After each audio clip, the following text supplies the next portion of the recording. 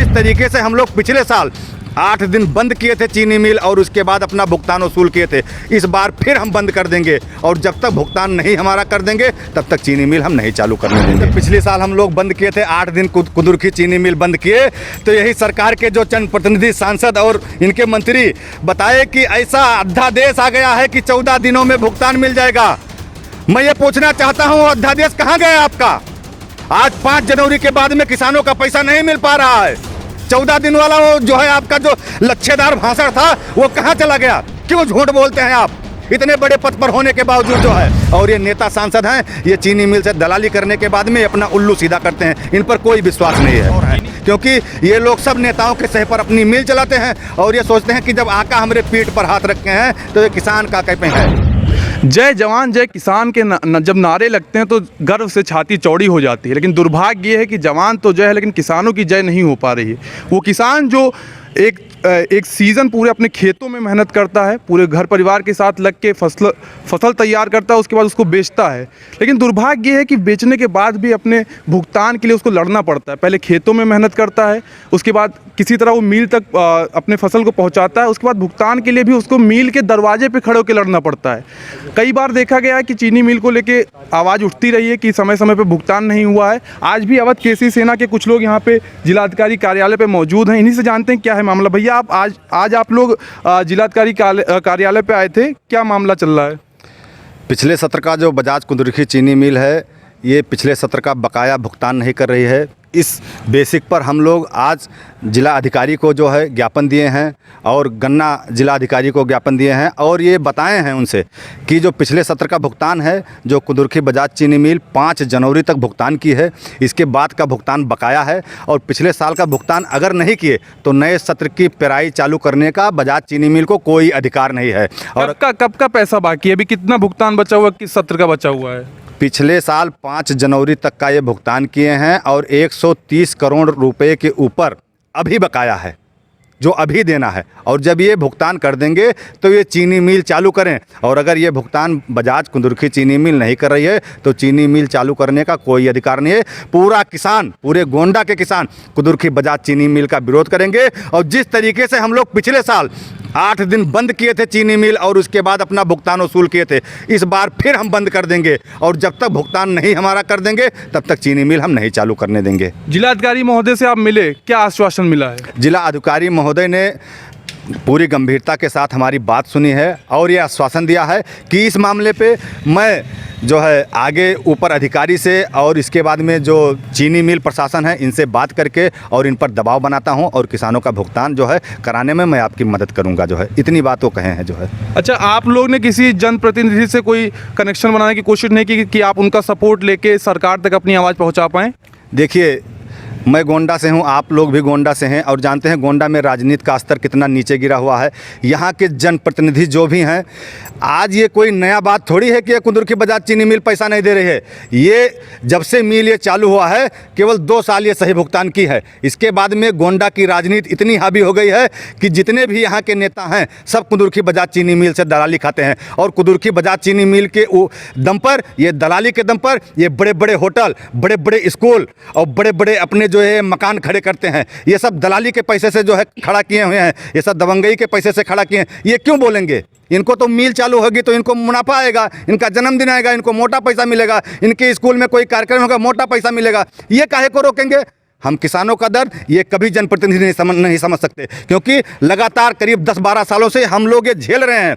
एक साल, 1.5 साल, 2-2 साल हो जाता है और किसान का जो है भुगतान नहीं मिल पाता है। बताइए हम लोग कहाँ से खाएं? हमारे घर में नमक तक की जो है लेने की शक्ति नहीं बचती है। हम लोग कर्जा लेते हैं तब जाके बिटिया का ब्याह करते हैं, केसीसी लेते हैं तब जाके खेती कर पाते हैं। बताइए किस तरीके से हम जो है जब खेती पर ही निर्भर हैं तो हमारे घर का खर्च कैसे चले? बताइए आप। सरकार कई वादे करती कि किसानों के हित में कार्य किया जा रहा है, अलग अलग योजनाएं लाई जा रही हैं, कितने संतुष्ट हैं आप इससे? सरकार की जो योजनाएं हैं, जब पिछले साल हम लोग बंद किए थे 8 दिन कुदुरखी चीनी मिल बंद किए, तो यही सरकार के जो चंद प्रतिनिधि सांसद और इनके मंत्री बताए कि ऐसा अध्यादेश आ गया है कि 14 दिनों में भुगतान मिल जाएगा। मैं ये पूछना चाहता हूँ अध्यादेश कहाँ गया आपका? आज 5 जनवरी के बाद में किसानों का पैसा नहीं मिल पा रहा है। 14 दिन वाला वो जो है आपका जो लच्छेदार भाषण था वो कहाँ चला गया? क्यों झूठ बोलते हैं आप इतने बड़े पद पर होने के बावजूद जो है किसानों को मूर्ख समझते हैं आप जो है। ऐसा अब नहीं चलेगा, किसान समझ गए हैं। ये लगातार करीब 15 सालों से हो रहा है कि जब गन्ना बेच देते हैं तो किसानों को पता नहीं चलता है कि कब उनका पैसा मिलेगा। और ये नेता सांसद हैं, ये चीनी मिल से दलाली करने के बाद में अपना उल्लू सीधा करते हैं, इन पर कोई विश्वास नहीं है। चीनी मिल प्रशासन से आपने बात करने की कोशिश की? चीनी मिल प्रशासन से पिछली बार हम लोग आंदोलन किए तो 20 राउंड की वार्ता हुई, लेकिन चीनी मिल प्रशासन एकदम धूर्त है, मक्कार है, इसकी बातों पर बिल्कुल भरोसा नहीं है। ये आज कुछ कहते हैं और कल करते कुछ और हैं, क्योंकि ये लोग सब नेताओं के सह पर अपनी मिल चलाते हैं और ये सोचते हैं कि जब आका हमारे पीठ पर हाथ रखे हैं तो ये किसान का कहते हैं। लेकिन मैं ये कहना चाहता हूँ कि जहां कहीं है ज्योत जगत में, जहां कहीं उजियारा, वहीं खड़ा है कोई अंतिम मूल्य चुकाने वाला। ये अवध केसरी सेना है। हम लोग अपनी रक्त से इस सेना को सींचे हैं और किसानों पर आंच नहीं आने देंगे। इसकी कीमत चाहे जो चुकानी पड़े, क्योंकि पिछली बार जब हम लोग आंदोलन किए तो 51 अवध केसरी सैनिकों पर इन्होंने 7 क्रिमिनल एक्ट, इन्होंने 386 जैसे धाराएं लगाई, हम लोगों को जेल भेजा गया और हमारी जमानत नहीं होने दे रहे थे। लेकिन इसके बावजूद भी फिर हम मैदान में आ गए हैं, क्योंकि कोई भी कीमत हो हम लोग देने के लिए तैयार हैं और ये देकर दिखाएंगे और चीनी मिल बंद करके दिखाएंगे और अपना पैसा लेकर दिखाएंगे। अच्छा, एक आरोप अवध केसरी सेना पे लगता है कि राजनीतिक एक अपनी राजनीति सही करने के लिए, राजनीतिक दांवपेच खेलने के लिए अवध केसरी सेना ऐसे मुद्दों को उठाती रही है। भैया ये बताइए, हमने कौन सा जो है विधानसभा लड़ा, कौन सा लोकसभा लड़ा, कौन से पद पे हमने जो है इलेक्शन लड़ा और हम राजनीति कर रहे हैं?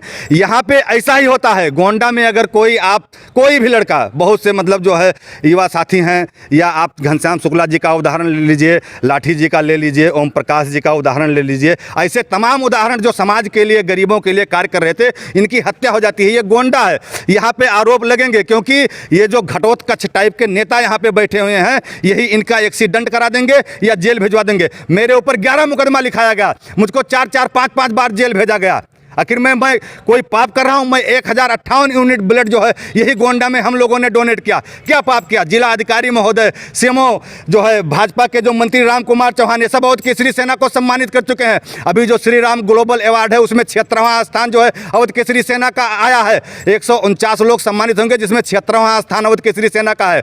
लेकिन ये नेता लोग हैं, इनकी आंख की किरकिरी हम लोग बने हुए हैं, क्योंकि ये चाहते हैं कि कोई नया लड़का गोंडा में ना उभरने पाए। लेकिन मैं कहता हूं कि जो ईमानदारी से केसरी सेना कार्य कर रही है, आज नहीं तो कल ये आपके जो अन्याय के सिंहासन है ना, ये का हिला के रख देवे। आज अवध केसरी सेना क्या राजनीति में भी आएगी आगे चल के, या बस सामाजिक कार्यों में रहेगी? देखिए, जहां जरूरत पड़ेगी उस हिसाब से लड़ाई लड़ेंगे। हम किसी के हाथों न दबे हैं और न किसी के हाथों बिके हैं। हमारा जो मन करेगा, हम समाज के लिए कुछ भी करने के लिए तैयार हैं। अगर हमको जरूरत पड़ेगी तो कोई भी भाई अगर आएगा अपने सेना से तो उसका समर्थन करेंगे, क्यों नहीं। ये लूट खसोट मचाए हैं, जो है पूरा गोंडा को हाईजेक किए हैं, पूरी जमीनें यहाँ की कब्जा कर लिए हैं, पूरा जो है हर जगह के जो भी सिस्टम है वहाँ पे जो है इनका सिस्टम चल रहा है, सब जगह से पैसा पहुँच रहा है। तो क्या इनके बाप का बिका हुआ गोंडा है?